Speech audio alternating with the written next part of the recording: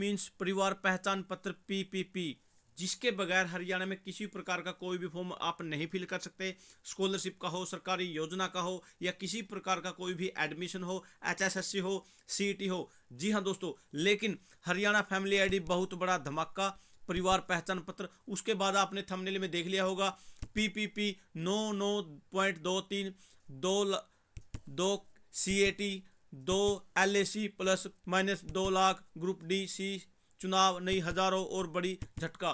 क्या है, बिल्कुल ही मैं आपको डिटेल के साथ दिखाने वाला हूं।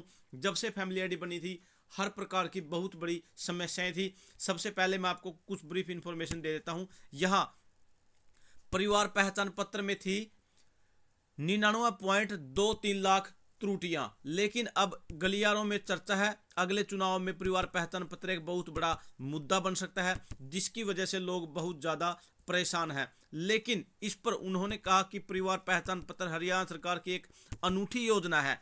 पीपीपी के माध्यम से सरकारी योजनाओं का लाभ डायरेक्ट दिया जाता है। उसके बाद विवरण का अपडेट करवाना है, दुरुस्त करवाने के लिए कोई नागरिक आवेदन करता है तो 30 दिनों के भीतर उसे दुरुस्त कर दिया जाता है। पिछले 2 साल में 22 प्रकार की कैटेगरी ठीक कराने के लिए करेक्शन मॉड्यूल के जरिए 83-34-961 शिकायतें मिली। इनमें से 80-50-611 ठीक हो चुकी हैं। शेष लगभग 3-84-350 को जल्द ही ठीक कर दिया जाएगा। ग्रीवेंस मॉड्यूल के जरिए 12-05-667 शिकायतें मिली। इनमें से 11-40-690 ठीक हो चुकी हैं। उसके बाद 64-977 लंबित हैं। उसके बाद टिकटिंग मॉड्यूल के जरिए 2-82-737 शिकायतें मिली। 2-63-852 ठीक हो चुकी हैं। 18-879 लंबित हैं। उसके बाद इसके अलावा भी मैं आपको ब्रीफ इंफॉर्मेशन और फैमिली आईडी में नया धमाका क्या है मैं वो भी दिखाने वाला हूं। उसके बाद लगभग 22 श्रेणियों जैसे नाम, पिता, पति का नाम, जन्मतिथि, बैंक अकाउंट बदलाव, अपडेट, उन पर संबंधित 5.04 लाख शिकायतें मिली हैं। सबसे ज्यादा बदलाव आय की श्रेणी में हुआ है। आय के सत्यापन के लिए लोकल कमेटी खंड स्तर पर सेक्टर कमेटी व अन्य गठित हो चुकी हैं। उसके बाद प्रदेश में 48,851 लोग ऐसे हैं जिनकी परिवार पहचान पत्र में आय कम दर्ज हुई थी, लेकिन उन्होंने शिकायत देते हुए अपनी आय अधिक कराई है। उसके बाद आय में बदलाव किया है। उसके अलावा जन्म मृत्यु पंजीकरण हो, डाटा हो, पीपी हो, वो सभी के रिगार्डिंग लोग बहुत ज़्यादा बड़े लेवल पर परेशान थे। उन्होंने कहा कि कोई भी सदस्य पीपी में डाटा ठीक करवाने संबंधित कोई शिकायतें की जानकारी हमें देंगे तो उसे निश्चित रूप से 30 दिनों के भीतर दुरुस्त किया जाएगा। गलियारे में चर्चा की इस तरह 99-23-359 शिकायतें और उनमें से 94-55-153 ठीक हो चुकी हैं और 4-68-206 बकाया है। यह भी चर्चा है कि हरियाणा ग्रुप सी और ग्रुप डी की भर्तियों में सामाजिक आर्थिक मानदंड के 2 बार देने का प्रावधान है। उसके लिए पीपीपी की आय 1,80,000 से कम होनी चाहिए थी, मगर मुख्यमंत्री मनोहर लाल खट्टर ने जानकारी दी है इसमें अन्य भी शिकायतें हैं।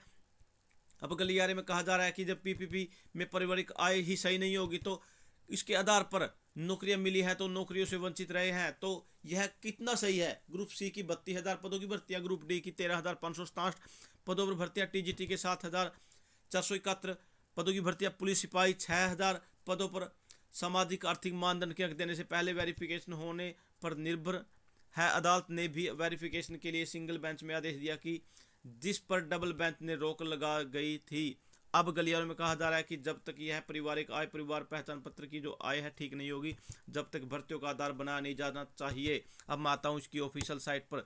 यहाँ पर मैं आपको जैसे ही पीपीपी की ऑफिशियल साइट पर लेकर चलता हूँ, मैं यहाँ पर आपको दोबारा से पीपीपी सर्च करता हूँ। जैसे ही मैं पीपीपी सर्च करता हूँ उसके बाद आपके सामने कुछ ऐसा इंटरफेस होगा। आपको यहाँ आना है होम पेज पर, लेकिन जैसे ही आप होम पेज पर आओगे एक बहुत बड़ा धमाका आपको यहाँ मिलेगा। यहाँ से official login, mobile login, camp login, citizen login, यहाँ से ये लिंक हटा दिए गए थे, लेकिन अब ये चारों के चारों लिंक एक्टिव कर दिए हैं, शुरू कर दिए हैं। किसी प्रकार की आप कोई भी करेक्शन कर सकते हो। जैसे सिटीजन लॉगिन पर जाने के बाद आप यहाँ अपनी फैमिली आईडी फिल करने के बाद हर प्रकार की करेक्शन अपने ही मोबाइल से डायरेक्ट कर सकते हो। आपको किसी प्रकार के किसी भी सीएससी ऑपरेटर, सीएससी वाले दुकानदार के पास जाने की आवश्यकता नहीं है। लेकिन हाँ, अगर आपको किसी प्रकार की कोई भी शिकायत करने में, ग्रीवेंस लगाने में या करेक्शन करने में परेशानी आती है तो आप इसके अलावा एक्स्ट्रा, जिसके बाद थोड़ी नॉलेज एक्स्ट्रा होती है, जैसे जो पीपीपी ऑपरेटर है वो यहाँ से अपने आप को ऑफिस लॉगिन करेगा। उसके बाद यहाँ सिटी लॉगिन में यह करेक्शन मॉड्यूल दे दिया गया है। यहाँ अप्लाई फॉर सर्विसेज, यहाँ सब प्रकार की सर्विसेज दे दी गई हैं। सोशल सिक्योरिटी पेंशन स्कीम, इसके अंदर अलग अलग 2 से 3 प्रकार की पेंशन दे दी गई है। उसके अलावा यहाँ अप्लाई फॉर सर्विसेज में जैसे आप जाते हैं यहाँ पर आप अपनी अप्लाई कर सकते हो किसी प्रकार की कोई भी करेक्शन के लिए। आप करेक्शन मॉड्यूल में जा सकते हो। यहाँ सिटीजन लॉगिन के बाद आप यहाँ भी हर प्रकार की जैसे रिपोर्ट, एक्सक्लूजन, ग्रीवेंस लगा सकते हो। यह हर प्रकार की अब लगभग सभी लिंक एक्टिव कर दिया है। लेकिन हाँ, थोड़ी परेशानी है, अभी मोबाइल वाला लिंक यहाँ से हटा दिया गया है, वो बहुत बड़ा झटका है। लेकिन धीरे धीरे इसको अब ठीक कर दिया जाएगा। जैसे ही CPLO वालों की भर्ती होगी, ज्वाइन कराया जाएगा, इसको अलग से लेवल से शुरू कर दिया जाएगा। वो एक अलग मैटर है, इसका बेनिफिट होगा, नुकसान होगा। थैंक यू दोस्तों, नमस्कार दोस्तों।